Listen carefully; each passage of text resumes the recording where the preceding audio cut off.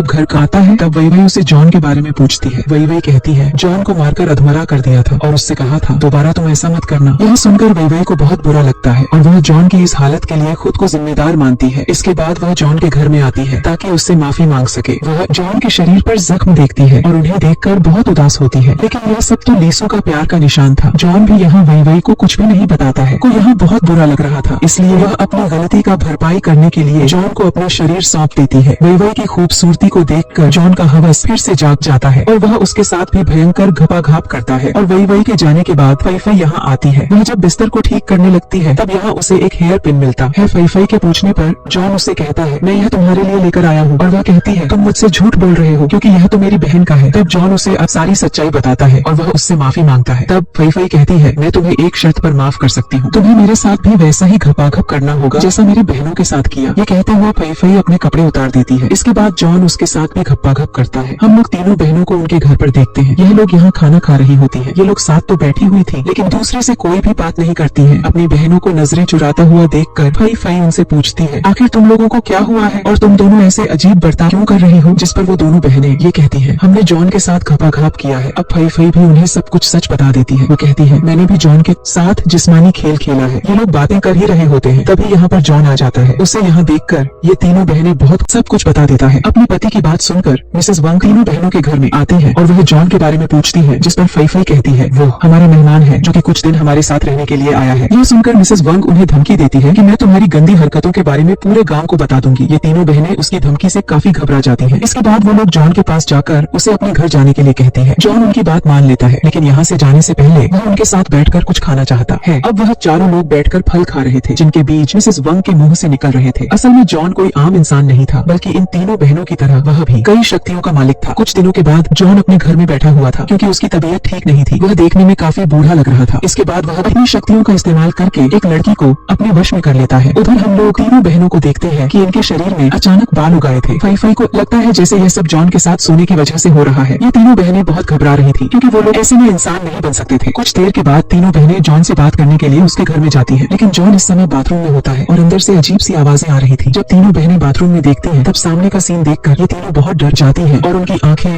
खुली की खुली रह जाती हैं क्योंकि जॉन एक भयानक शैतान में बदल चुका था और वह उस लड़की को जिंदा खा रहा था जिसे उसने अपने बस में किया था। जॉन का भयानक रूप देखकर फई उस मंदिर वाले साधु के पास जाती है और वह उससे मदद मांगती है। साधु उससे कहता है मैंने तो तुम्हें पहले ही कहा था कि तुम्हें अपने हवस को दबाकर रखना है, लेकिन तुम ऐसा नहीं कर पाई। जब फई उसे और भी रिक्वेस्ट करती है तब साधु उसे जॉन से छुटकारा पाने का उपाय बताता है। इसके बाद ये तीनों बहनें घर में आकर जॉन का एक पुतला बनाकर उस पर काला जादू करती है। इस जादू का जॉन पर जल्दी असर होने लगता है। जॉन भी अपनी शक्तियों का इस्तेमाल करके यह समझ जाता है कि उसके साथ यह सब क्या हो रहा है और कौन उस पर काला जादू कर रहा है। इसके बाद वह तुरंत यहाँ पहुँच जाता है और इन तीनों बहनों से लड़ाई करता है। इसके बाद वह इन तीनों को अपने वश में कर लेता है। जैसे ही वो लोग इसके बस में आती है यह तीनों अपने कपड़े उतार देती है, लेकिन तभी अचानक साधु यहाँ आ जाता है और वह इन तीनों बहनों को जॉन के जादू से आजाद करता है। आखिर में साधु अपनी शक्तियों का इस्तेमाल करके जॉन को मार देता है। इसके बाद इन तीनों बहनों को अपने किए का पछतावा होता है। असल में जॉन एक बूढ़ा राक्षस था जो कि लड़कियों के साथ संबंध बनाकर जवान और तंदुरुस्त रहता था। जहाँ कहीं भी लड़कियों की हवस जागती थी जॉन